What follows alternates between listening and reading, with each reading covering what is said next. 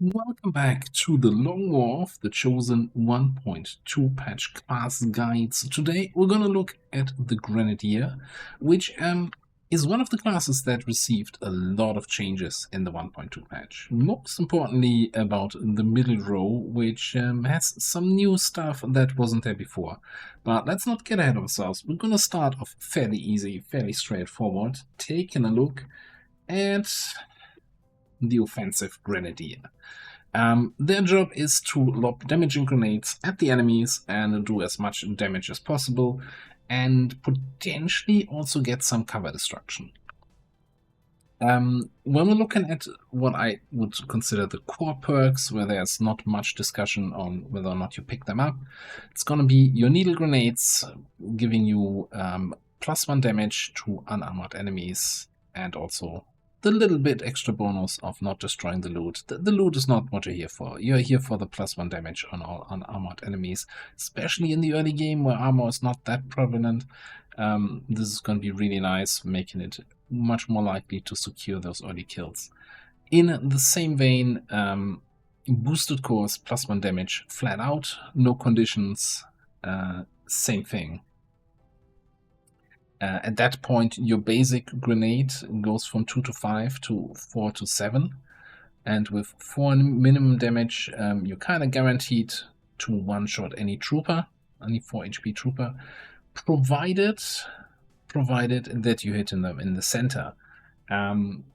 Because grenades have damage fall-off. The further away from the center of the explosion you are, the less minimum damage you do. Unless, of course, you're picking up tandem heat warheads. Previously, there used to be at this row 2 perks, heat warheads and tandem warheads, and endless discussions on which one to pick, which one would be the better choice. And now they've been combined, although a little bit nerfed, but still really strong. So you have the tandem effect, which is no longer getting damage fall off. Now, the wording has always been a little bit confusing. Full damage to units to the maximum extent of their area of effect. That just means the damage fall-off that I mentioned doesn't exist. What does damage fall-off actually mean? So let's say your good old plasma grenade, has a damage range of 4 to 8. At the outer edges, this is going to be 1 to 8, because the minimum damage that you can do drops off at the edges. You still get then a random roll what the damage is going to be, and if you're lucky, you're still rolling the full 8 damage, but the minimum is 1. So basically, your average damage goes down dramatically with the damage fall off. Also, keep in mind that the damage fall off calculation is applied after modifiers. So even with the +1 damage from boosted cores and the +1 damage from needle grenades on that plasma grenade, that would now on paper do 6 to 10 damage. With damage fall-off, it's still 1 to 10 damage. So on the average damage, we're looking at 2.45 damage difference here. And needless to say, picking up a perk that removes that 2.5 average damage penalty is pretty good. Additionally, you pierce 2 points of armor, which is fantastic. If you're still facing drones without extra hit points, right, at that point of the campaign, now you're piercing 2 points of armor, you're doing minimum 4 damage anywhere in your radius. Well, no, actually, never mind. Needle grenade will not apply to this. Little math fail. Anyway, you're still fairly likely to one-shot drones with your regular frag grenades at this point, and once you get to plasma grenade, it's going to be even better. So finally, Shockwave as a new perk that was added with 1.2. Any enemy you're hitting with your grenade will have the defense and dodge reduced for 1 turn, which is just it's a really great thing in order to soften enemies up. You're already kind of shredding them with your grenades. You're doing a lot of damage. Like, your ranger is going to have a field day picking off low health targets that have been hit by grenades. Especially also, and that's not just for the offensive grenadier, but for all grenadiers. if you bond them with a shooting class, and you have at least a level 2 bond, where they get the spotter bonus, 10 aim on any enemy your bondmate attacked. That's everybody in the radius. Your shooting bondmate friend now has plus 10 aim from the bond on anything the grenade hit, and then an additional 15 aim basically by the defense reduction here. It's really good. It's fantastic. Which is also, I think I never talked about bonds in the previous guides. I think Grenadiers are probably one of the strongest classes to just bond. And it doesn't even matter that much who you're bonding them to, but get them bonded, get that bond up to level 2. Just getting the additional aim against any target hit by those grenades is fantastic. Of course, assuming your bondmate can actually do something with that. Like if you're just bonding them to a support, a specialist, you're not getting that much value out of it. But again, a Grenadier, a Ranger bond is wonderful. Alright, looking at the more flex picks. So there is basically a... it's a question on, do you want reliable cover destruction? If yes, then you probably want Sapper and Combat Engineer. And if you just say, okay, I just want to do damage, then you probably want Bombardier and Biggest Booms. Cover destruction is a little bit of a random, weird topic. So grenades do environmental damage. Environmental objects on the map have a certain threshold. If the attack does more damage than that threshold, then the cover is destroyed. Both Sapper and Combat Engineer increase that environmental damage. It's still not guaranteed for all cover objects, even with both perks combined, but it's fairly good. You kind of need to get a feel for which cover objects require which kind of level of environmental damage to take care of. So it kind of also depends on what the actual object on the map is. Then of course some maps have indestructible cover that you can never destroy, and to make matters worse, the environmental damage your grenades do also suffers from damage fall off from the center, and that gets not adjusted by Tandem Warheads. Tandem Warheads only applies to base damage. Environmental damage is not affected, will still suffer the fall off. So this is when my personal choice comes in, and I say I don't care about cover destruction. It's not reliable enough for me. I just want to maximize my damage. Well, Bombardier doesn't really, maximize my damage, but 2 additional tiles might allow me to throw a grenade on enemies without activating them, because I don't have to get that close. That's often a question of 1 or 2 tiles, and that's 2 additional tiles here on range. So that's why I value that fairly high. And then Biggest Booms, 50% chance for +3 damage. So on average 1.5 damage. Doesn't sound like a lot, but we're talking about every single target in your AoE. So this scales really nice with the amount of enemies you can hit, which then brings me also to Gunnery Sergeant.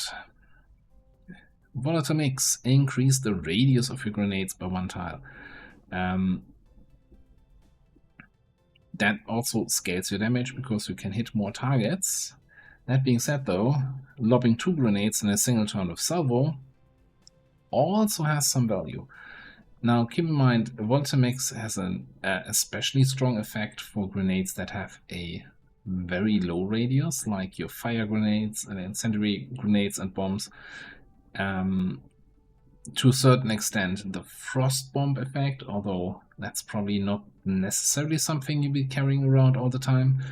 And potentially acid grenades. Acid grenades are kind of meh, but if you get a scanning site, a point of interest early in the game, and you get 1 for free from that, suddenly they become a really strong weapon early game and worth picking up. Then again, if we're talking early game, you probably don't have a gunnery sergeant grenadier who picks up volatile mix. But anyway, so my personal preference is going for the damage perks, biggest booms, volatile mix, and then bombardier for the utility of the range.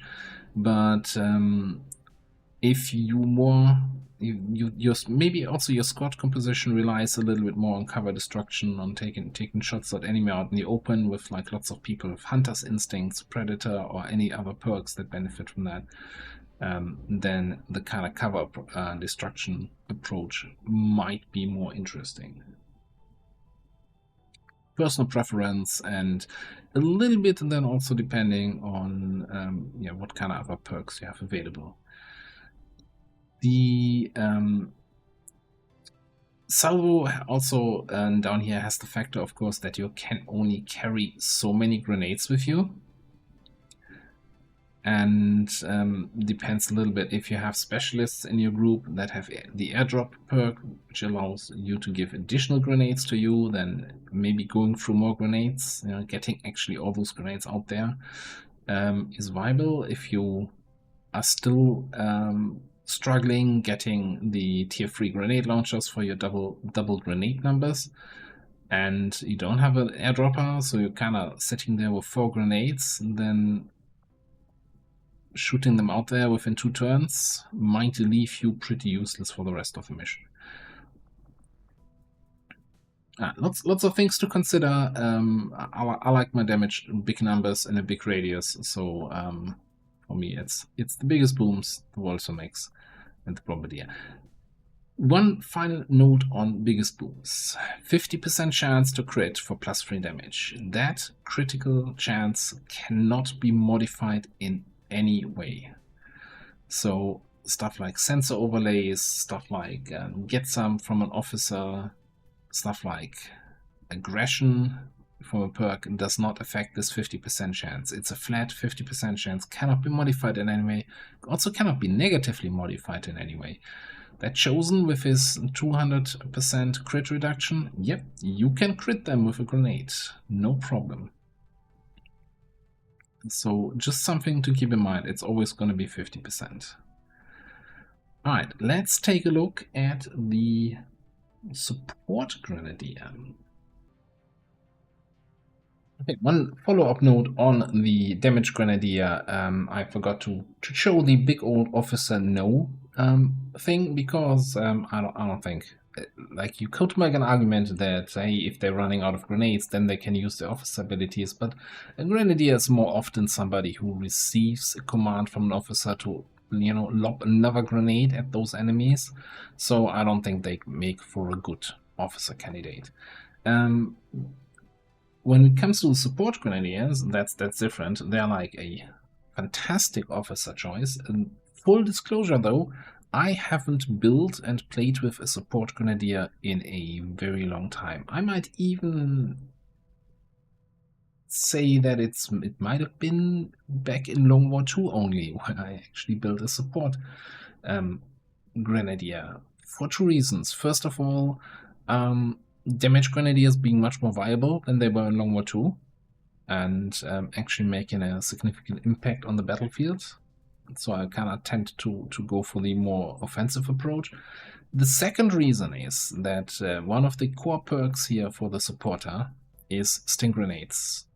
50% chance to stun enemies in the area effect. No modifiers again, even late game enemies that have flashbang resistance, it doesn't matter, you have a 50% to stun them.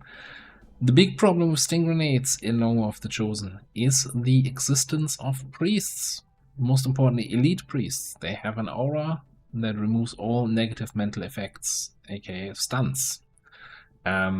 So if you don't have a priest among the enemies, you sting away, throw your sting grenades and stun everything. It's going to be a fantastic time. If there's a priest, your support Grenadier is almost useless, well, until you take out the priest.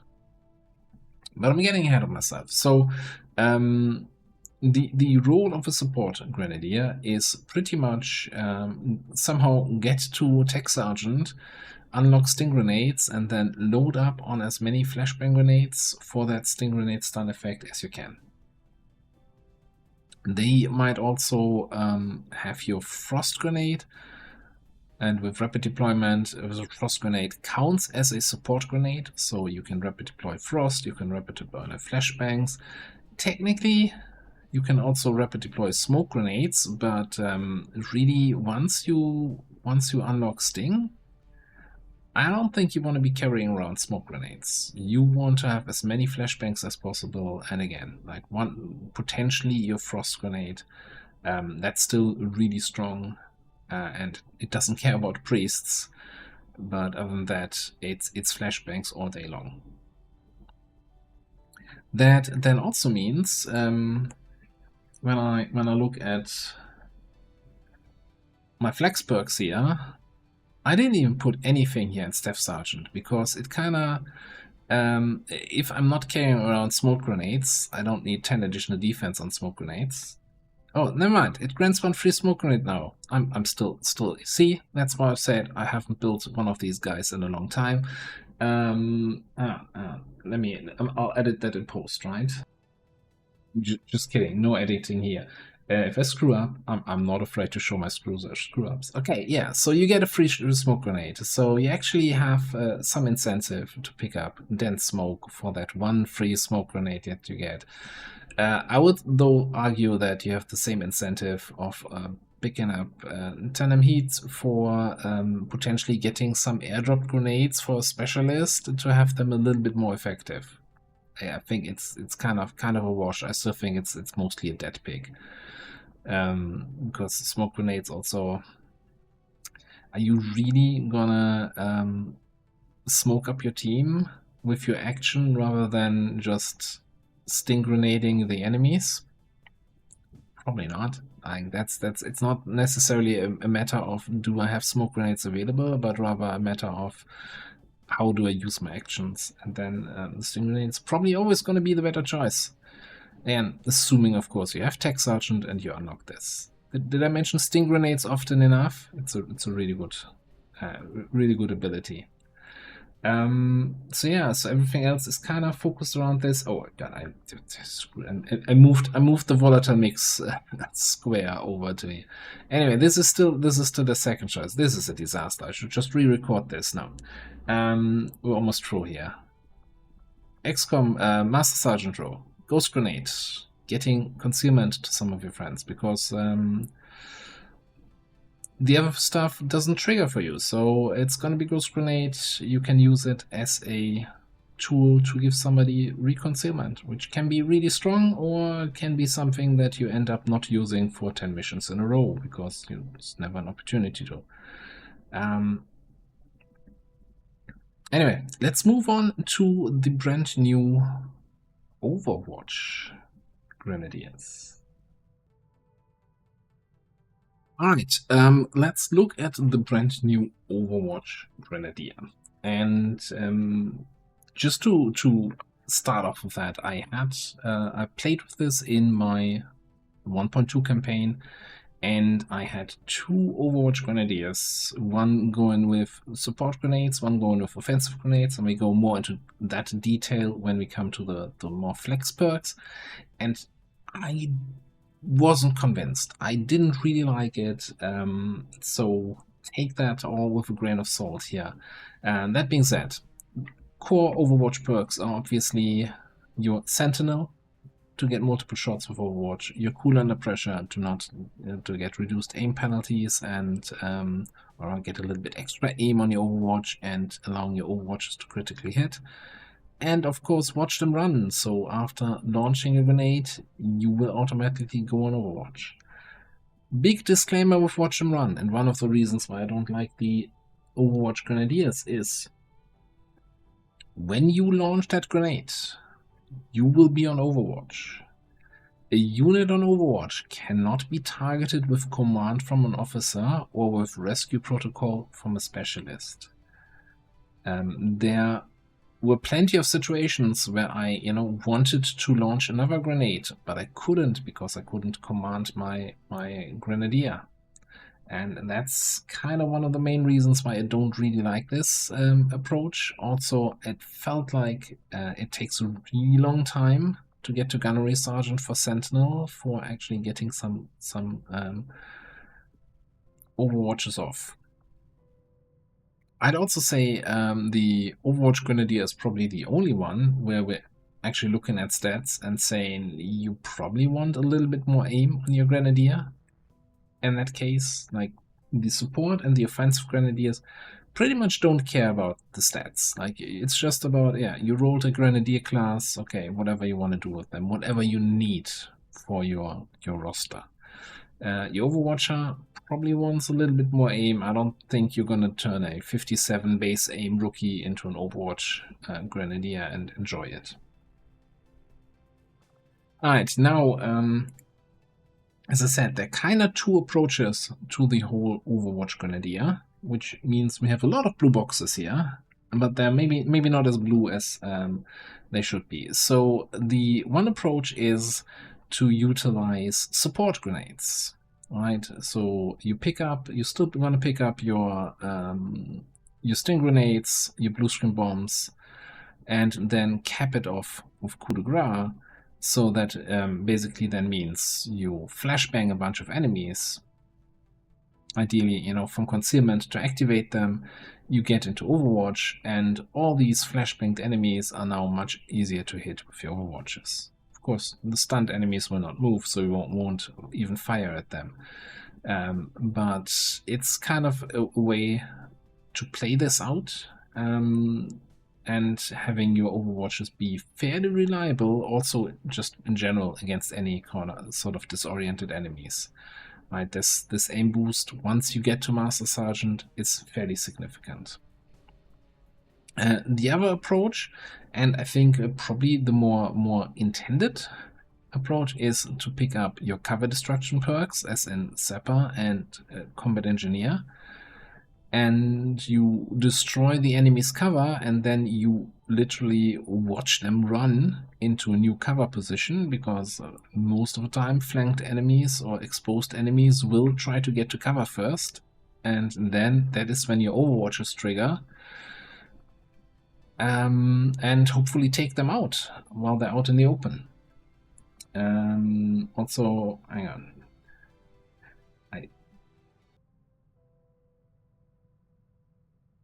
Really considering re-recording this. Anyway, there was a blue box that shouldn't have been there. Anyway, so that's your kind of then approach in that regard. Getting the cover destruction perks, and you should firing at the enemy in that way, and then you would also more likely again pick up Shockwave because you're using offensive damaging grenades, and you get even more of a debuff on the enemies. So in a way,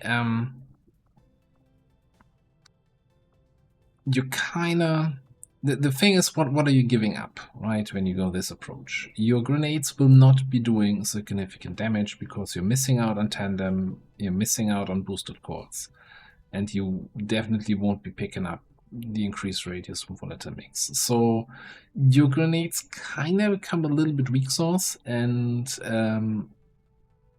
just serve as a tool to activate your own Overwatch. And in my experience, it didn't feel like that was enough. Like, I would have 9 out of 10 times I would have preferred to just have a full-on damage Grenadier on the mission rather than the additional Overwatch shots. But that, again, might be personal preference. As for the other perks, of course, if you go in the support Overwatcher, then you're gonna pick up probably a rapid deployment. Otherwise, you're probably going to pick up holo targeting, although you could also build the supporter with holo targeting. You don't need it because you kind of want to be shooting a little bit more, and getting that additional holo targeting utility might be quite nice. Then here for the support Overwatcher, it's a toss-up between getting a little bit more range and getting a little bit more aim. Keep in mind, it's not that great of a gain, especially for an Overwatcher, since we're looking at 4 aim, but it's actually just 2.8 since you're getting the Overwatch penalty also. So it's limited value, but still, so is probably the additional range. So yeah, that's kind of my approach to the Overwatcher. Definitely also not officer potential, because they want to be throwing grenades and going on Overwatch.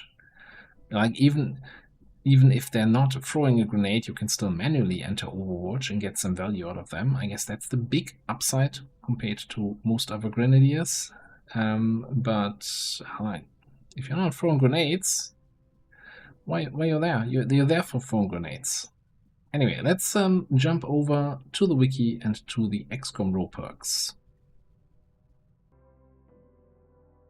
Right, the list of XCOM role perks. After feedback from the first 2 class guides, I want to do a little bit of a different approach to the XCOM decks, a little bit more focused, as in one thing XCOM role perks can often do is kind of nudge you in a certain direction. There might be basically game-changing perks where you say, if I spot that on the XCOM role, I would strongly consider building the class in this way rather than that way. That being said, there's only really one such perk for the Grenadier. Like there's probably no perk that would convince me necessarily that, oh, I wanna now turn this guy into an Overwatcher, because it's probably more dependent on your stats rather than the perks that you have available. They're not really game-changing perks that makes you go for a supporter, and there's one perk where I would say if you see that, you should strongly consider turning them into an offensive Grenadier spammer, and that is Bring 'em On. And Bring 'em On is always a funny little perk where probably in the Ranger guide I'd said it's kind of meh, doesn't scale all that well. But that's more a Ranger thing, because Ranger is single target attacker, and they often start shooting when most of the enemies are dead, and they just need to finish off the rest. So you're not getting much value out of it on a Ranger. It's kinda looking different if you're sitting there in concealment, the 2 groups of enemies just merged on top of each other, and your Grenadier is about to throw a plasma grenade on 12 enemies. Suddenly you get +6 damage on, half of them, with biggest booms 50% chance to crit. That's a whole lot of damage, and that's a whole lot of dead enemies after the grenade crits. So Bring 'em On. If you haven't played a Bring 'em On offensive Grenadier, you should definitely do that, because it's beautiful, it's a lot of damage, and it's really, if I see that perk, no matter what my plans are, no matter what my squad needs, that's going to be an offensive Grenadier, 100%. Then, as for other perks, the usual kind of caveat applies. What can be useful, what is maybe not so useful. One thing I haven't mentioned or pointed out at all yet in terms of XCOM perk is Paramedic and how useful this can be. So this gives you a dash move action to then use medkit on an ally, which only costs a single action. So this can be a really strong repositioning tool. Now, positioning doesn't really matter all that often with a Grenadier, but it also can be a nice tool to just catch up with the squad. Hang on. I forgot to loop the background music. Man, this is... Anyway, Paramedic. Yeah, so you can also do some stuff with this where you intentionally trigger this. Let's say you intentionally run one of your soldiers through a fire or through a gas cloud, so that you suddenly have a viable target for Paramedic, so your Grenadier can sprint up and then throw a grenade. It's very situational, but has a lot of depth to it. where you can get a lot of value out of it, like repositioning your injured soldier so that your Grenadier is in the right position to throw a grenade. And same goes for any other class that can pick up paramedic. So if you see that in the XCOM row, also going back to the previous classes, consider it. Consider it if you have the AP to spend. You don't even need to equip a medkit, you get one free medkit with it, which is also a nice effect to have. We talked about main before, same thing applies here with the caveat of your Grenadier might only have low aim and is probably running with an SMG to get them a little bit more mobility, so it's not going to be the reliable main. You don't want to rely on a Grenadier with a ballistic SMG without any scopes to maim the Berserker Queen. That's probably not going to go all that well. We talked about aggression. This does not affect biggest booms, so maybe for a Overwatcher to get a little bit more crits on the Overwatches, but probably not. Talking about Overwatches, things like covering fire, ever vigilant is a strong pick for your Overwatchers, and then of course stuff like Hunter's Instincts, Predator, to get better aim on the targets you're overwatching or to do more damage to them if you're overwatching them out of in the open, can be kind of nice. Support Grenadiers or anyone with sting grenades, getting an extra flashbang is really strong. Not so strong that I would say, oh, if you see flashbanger, consider going into sting grenades. Like, flashbanger is also kind of nice for any Grenadier, right? You have a grenade launcher, you have the extra range, you have the extra radius. Sure, grab an extra free grenade. That's fine. Same goes, as much as I hated on smoke grenades earlier. If you can pick up a free smoke grenade, there might be situations where you use it, or it might be something that you never use at all. It's a little bit of a selection of perks here where nothing really always, you know, outside of bring them on, screams at me, oh, fantastic XCOM roll perk. Two more things I kind of want to point out. Formidable, giving you 2 points of ablative, that might entice you to not even carry any ablative item and just cram more grenades on your Grenadier. That is definitely an option. You could do that anyway and just, you know, hope to never get shot at, but that's a risky game to play. I think we didn't talk really about equipment. Like for most Grenadiers, it's going to be an SMG since they never fire their weapon. The ablative item to keep them a little bit alive, but then the rest grenades, I'm usually not going for a vest on my Grenadiers because you want as many grenades as you can get and get away with. But I'm not that reckless that I skip the ablative. Demolition is an interesting perk because there your aim doesn't really matter, right? You just shoot at something and have a chance to destroy the cover, a fairly reliable chance to destroy the cover. So that's some additional cover destruction, especially if you're not picking up your Sapper Combat Engineer stuff, then sometimes your Grenadier might just be demolishing some cover rather than lobbing a grenade. Free battle scanner is always nice. Word of notice, Apex Predator, I mean, it says here, kill critical hits with your primal weapon, have a chance to panic, so this does not apply to grenades and biggest booms, because obviously grenades are not your primary weapon, even though they're probably your primary form of attack, so this is questionable at best. And then of course you have like evergreens like run and gun. Run and gun is probably always kind of a useful thing to have, because it allows you to dash and then still lob your grenade over.